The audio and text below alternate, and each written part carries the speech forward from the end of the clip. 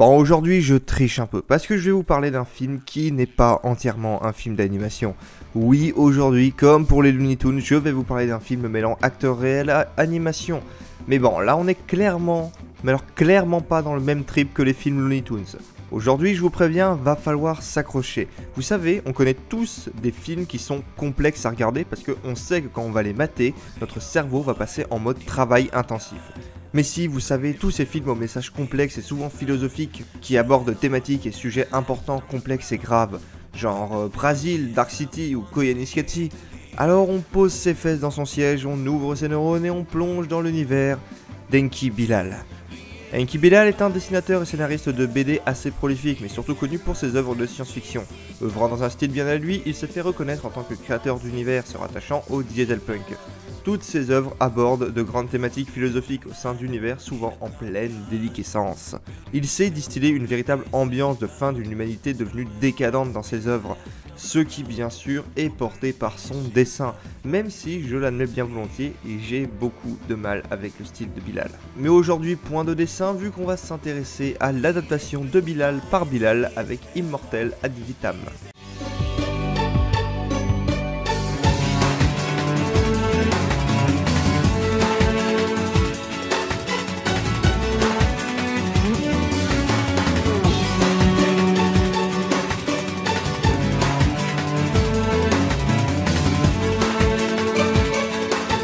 Alors, Immortel Ad Vitam, sorti en 2004, réalisé par Enki Bilal, est une adaptation assez libre des deux premiers tomes du cycle de Nicopole. Ma lecture des œuvres de Bilal remontant assez loin, je suis par conséquent incapable de vous dire si l'adaptation est réussie ou pas. L'action prend place dans un New York futuriste de l'année 2095 et suit l'histoire de Jill, une jeune femme aux cheveux bleus qui s'est fait arrêter.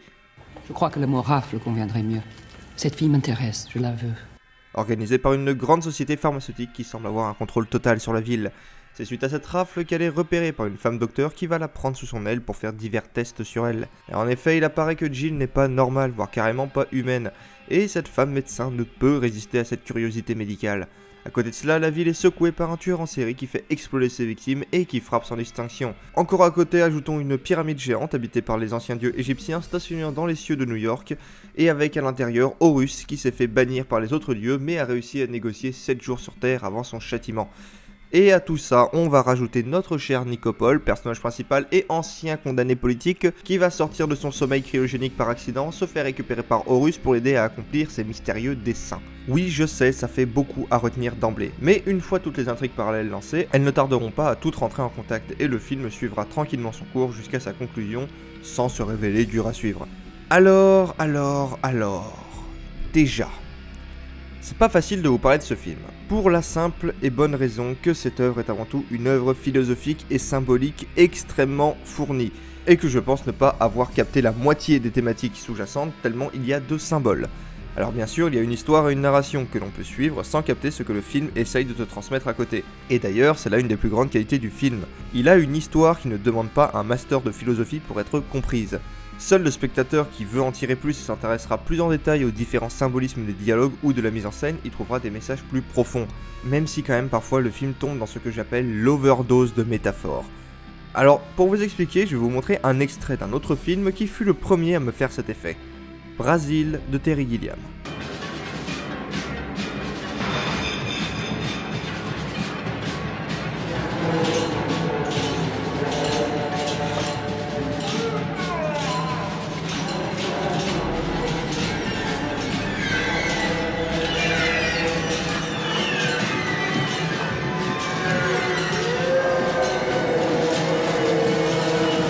Ça fait des années que je connais ce film et que je le mate. Et pourtant, cette scène me laisse toujours dans une totale incompréhension. Tout simplement parce que il est évident que tout cela a une symbolique cachée que le film essaye de nous transmettre, sauf que j'ai pas la fucking moindre idée de ce que c'est. Depuis toujours, j'ai pas la moindre idée de ce que le film essaye de me transmettre avec cette scène. Et c'est pas cool du tout, parce que j'ai clairement l'impression de passer à côté de quelque chose de vraiment important. et Immortel tombe lui aussi dans ce travers. Certaines scènes sont beaucoup trop chargées de symbolique, que ce soit dans leur mise en scène ou dans leur dialogue.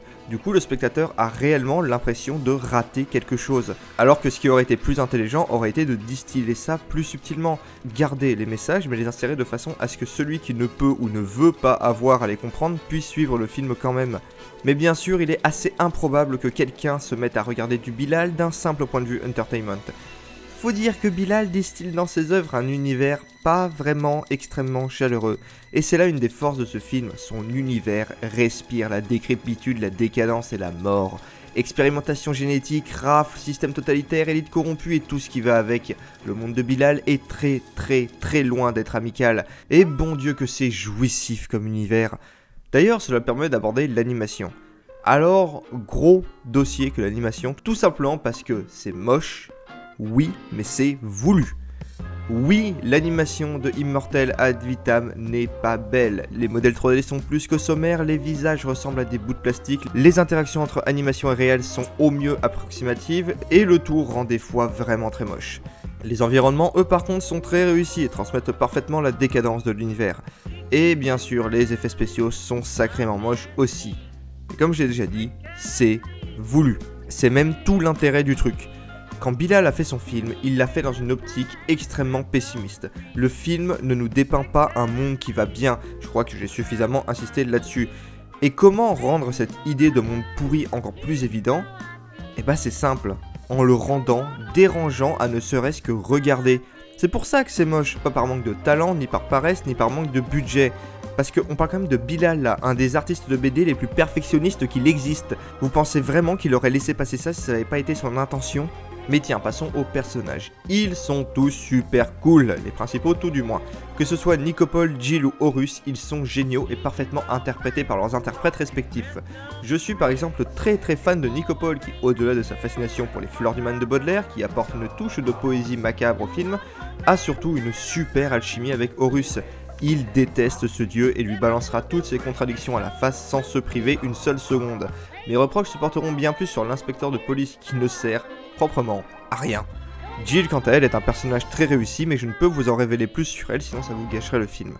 Immortel Ad Vitam est une tuerie absolue que vous devez absolument voir.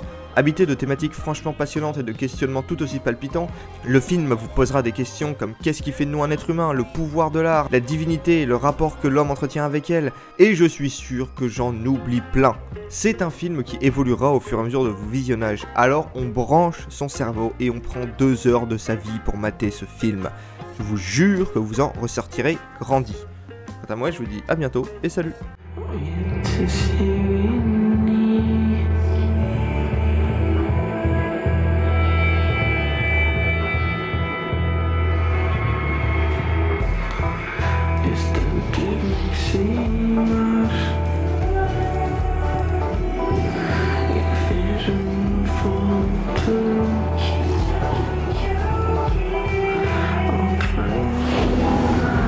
I'll